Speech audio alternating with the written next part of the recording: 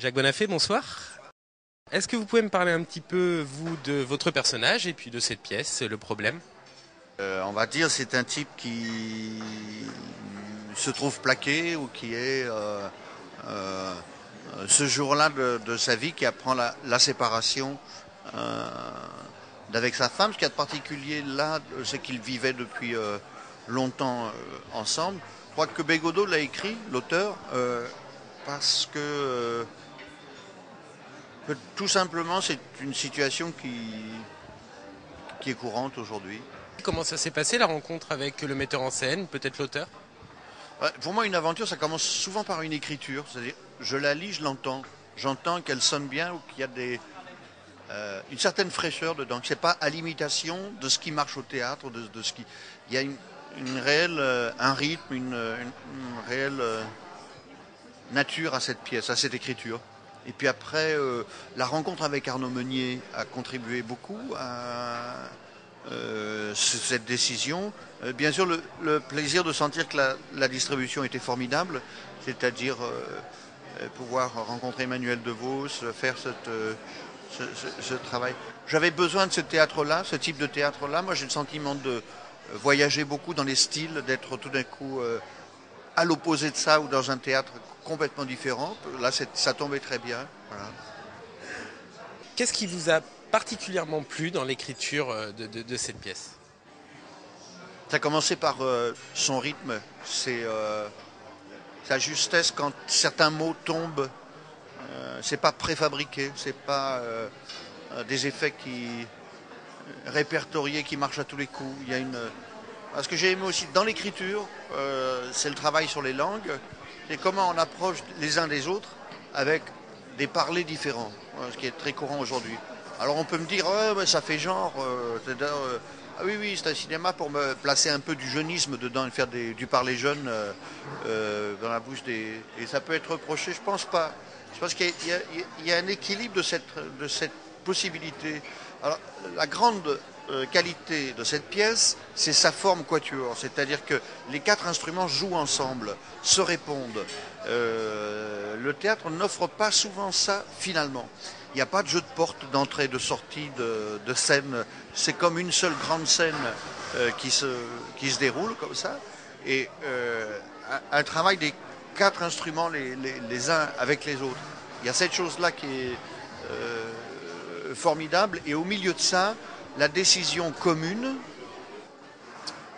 de pratiquer le dialogue, de pratiquer le débat, de pratiquer ce qu'on a dénommé, nous, agora républicaine, c'est-à-dire la possibilité de dire, quel que soit le problème, on l'expose et tout le monde a le droit de dire quelque chose dessus.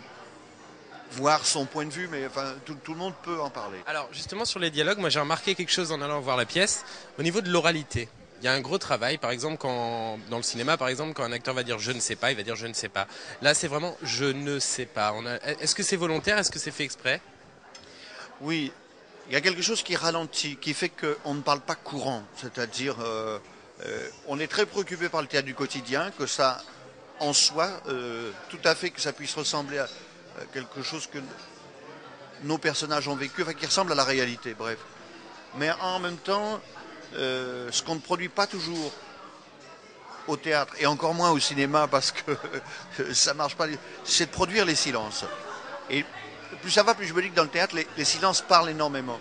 Là, il n'est pas vrai de dire que les gens dialoguent tout le temps. Hein, c'est nécessaire dans les sitcoms, c'est nécessaire dans les feuilletons dynamiques, et dont on revoit, comment dire, tous les soirs un volet différent. Alors, il faut que ça cause, il faut que ça cause, il faut que ça parle tout le temps, etc. Bon. Là, on doit tenir compte. La première chose, avant ça, c'est les longs silences qui font que tout d'un coup, les personnages se disent plus rien. Du style, ah ben ça c'est un peu fort. Alors, ce que tu viens de me dire, c'est du style, je suis écœuré. Et ça dure, ça dure. Et tout ça, c'est vécu. Alors, effectivement, il y a une espèce de règle commune à pas banaliser comme on parle à toute allure, quoi. À faire, pour faire sauvage et cru, quoi, pour faire un peu rebelle, quel que soit l'âge qu'on a. Non, non. Et puis, il y a effectivement aussi dans une salle de théâtre, on est sensible à la variété des oreilles. Il y a toutes sortes de générations qui sont là, qui écoutent. Et ça tombe bien parce que Anaïs, par exemple, parle. Oui, tous, on parle tout aussi bien aux personnes, enfin, à plein d'âges différents. Alors, autre chose que j'ai remarqué quand je suis venu voir la pièce, moi, déjà j'étais au premier rang, j'étais vraiment très près, presque les pieds. Oui, c'est moi. Je savais, je me disais, faut pas, il va reconnaître. J'avais des fois des moments comme ça. Hein. Voilà. Non, je voulais vous aider en fait. Non, quelque chose en fait que, voilà, la proximité comme ça, est-ce que c'est volontaire? Parce qu'on a l'impression en fait d'être avec vous dans le salon. Et on a l'impression, vous savez, ça fait un peu comme cet effet de télé-réalité où on est là. Est-ce que ça aussi c'est volontaire? Parce qu'en tout cas, on le ressent, nous, public. Mais ici, j'ai senti que la salle le produisait particulièrement parce qu'on est au même niveau. Donc ça fait penser à presque les émissions de la rue, comme ça, un espèce de proscenium, ce qu'on appelle le plateau devant, jusqu'à devant le public, dans lequel on pourrait aller, quoi. Et donc ça a quelque chose aussi, ces formes-là hein, de scénographie sont inspirées du tribunal au bout du compte. On se rend compte que dans beaucoup de formes de théâtre, il y a quelque chose qui provient du tribunal. Il y a comme ça il y a deux grosses tendances dans le théâtre, deux possibilités, quoi. Soit créer un pays imaginaire, en quelque sorte, un ailleurs, un au-delà. Les personnages arrivent presque dans un pays inconnu. Il y a beaucoup de pièces de Marivaux qui commencent comme ça, pièces de Racine aussi, ou des pièces multiples, étrangères, etc. Ou alors cette sensation que ce qui va se dire là est rediscuté, apprécié par le public, qui pourrait presque y participer en disant là je suis pas d'accord. Alors, je vais maintenant parler un peu plus de votre carrière à vous et d'un moment en particulier. Je pense que c'est l'une des consécrations au théâtre. Vous avez reçu un Molière en 2009. Est-ce que vous pouvez m'expliquer quel effet ça fait, comment Mais cette réciprocité que vous portez, c'est-à-dire c'est à vous ça fait de l'effet. Moi je suis très simple vis-à-vis de ça. Comme beaucoup de gens, je vous dirais que ce qui me fait beaucoup d'effet, c'est un moment de sentir des vagues monter. Et je me dis, merde, ils sont en train d'applaudir. Je me retourne et je dis, non, c'est moi qui suis en train d'applaudir, c'est incroyable. Parce que là, c'était un spectacle, j'étais seul en scène. C'est toujours quelque chose qu'on est content de porter pour les gens avec lesquels on travaille. L'esprit du théâtre est celui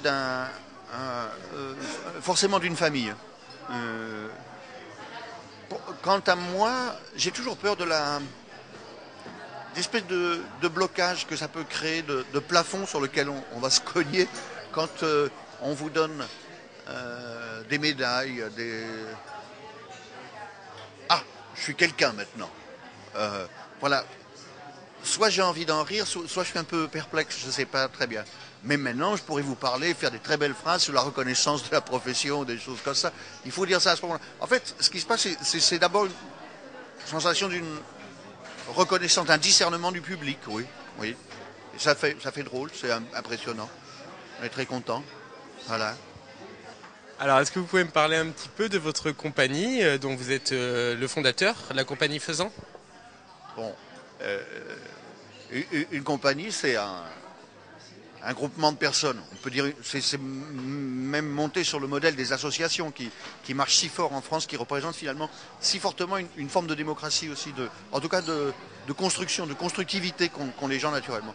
À un moment, quand on prépare des projets, c'est important de s'unir à d'autres. Le système de la compagnie, c'est ça.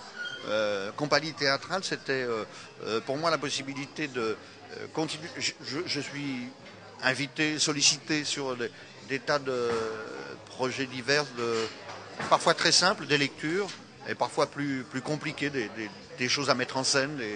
Et donc j'avais besoin de cette structure-là.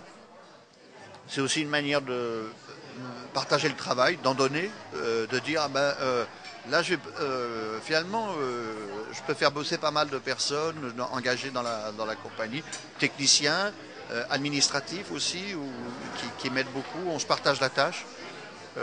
C'est d'abord ça.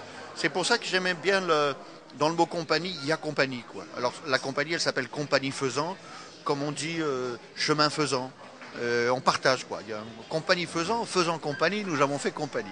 C'était parti d'une histoire le faisan, c'était parti d'une chose que je célébrais dans le Nord qui s'appelle le banquet du faisan.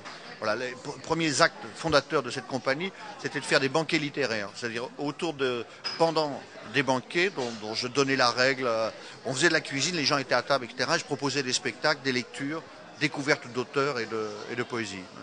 Qu'est-ce que vous auriez envie de dire aux gens, aux jeunes, en particulier les étudiants par exemple, qui souhaiteraient devenir comédiens ou se lancer dans des aventures théâtrales comme ça? Un message très important à dire, je suis vraiment content.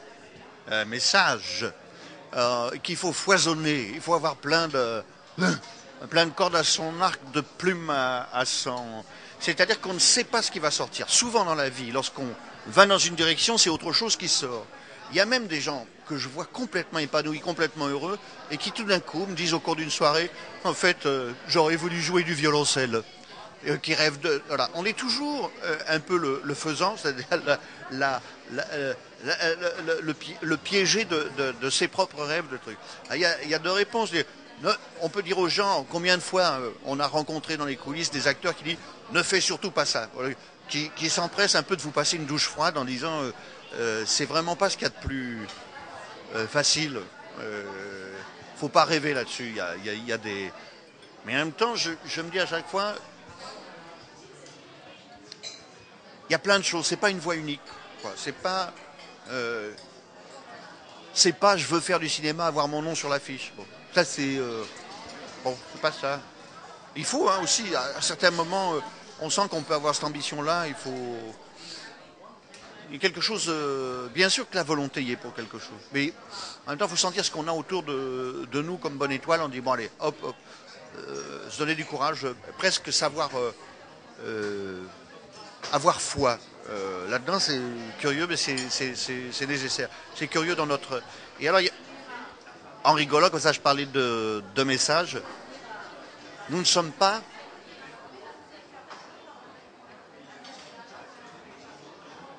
Nous ne sommes pas les intermédiaires, nous ne sommes pas les intermédiaires, les passagers du pléonasme. C'est-à-dire que on doit raconter autre chose que ce qu'on raconte. Vous comprenez, certes, on se raconte soi-même fort. Et quand on est drôle, on veut être drôle et faire rire. Mais en même temps, on fait autre chose. C'est pas ça que je dis. En même temps que ce qu'on fait, on est autre chose. Si je suis un acteur et que je suis double parce que en même temps que ce que je fais, je déclenche déjà autre chose. Nos univers sont beaucoup moins limités que ceux que parfois nous imposent les cadres. Et ils nous imposent les cadres qui sont par exemple faire un casting pour dire ah moi mon genre c'est plutôt ça, c'est plutôt ci, etc. Bon certes, mais il y a toujours en nous quelque chose qui nous dépasse, qui va au-delà de ce que nous sommes vraiment. C'est cette chose-là qui doit nous accompagner. Quelqu'un qui est comique dit pas je vais faire du comique. Il dit je vais faire du comique et autre chose. Voilà. On doit être l'incarnation de ce qu'on est, mais pas son pléonasme. Est-ce que c'est clair? C'est très clair. Alors, pour terminer, on est une Web TV donc régionale, Web TV niçoise, Côte d'Azur. Qu'est-ce que vous avez à dire sur la Côte d'Azur, sur la région, sur Nice? Est-ce que vous avez des attachements particuliers ici? Il y a une chose qui me vient à l'esprit. En arrivant ici, j'ai pensé, tiens, c'est curieux, je ne suis pas à Marseille. Et c'est pas dans les murs, c'est pas... Il y avait la mer qui m'accueillait. C'est vrai qu'il y a une couleur extraordinaire. En plein février, ça fait quand même un choc. Mais non, c'était ce qui est ouvert, porte ouverte, dans la parole des gens, dans les... dans le parler du matin, ce qui fait que... il y a une espèce de... Ça m'a... Je dis, mais les gens n'ont donc aucune inhibition. Ici, c'était souvent très... Ou alors c'est peut-être que dans le centre-ville, ça se passait. C'était assez... J'ai profité du beau temps aussi. C'est des jours où tout d'un coup il faisait beau. Alors je sais que ça rend facilement les gens plus communicatifs, etc. J'étais très touché par ce rapport où on peut parler facilement, où on entend la parole à vous arriver. Voilà, bon, bah voilà. C'est pas seulement dans les images, c'est aussi dans la voix ce qui se passe ici. C'est aussi dans une sollicitude, dans une bienveillance que j'aime beaucoup.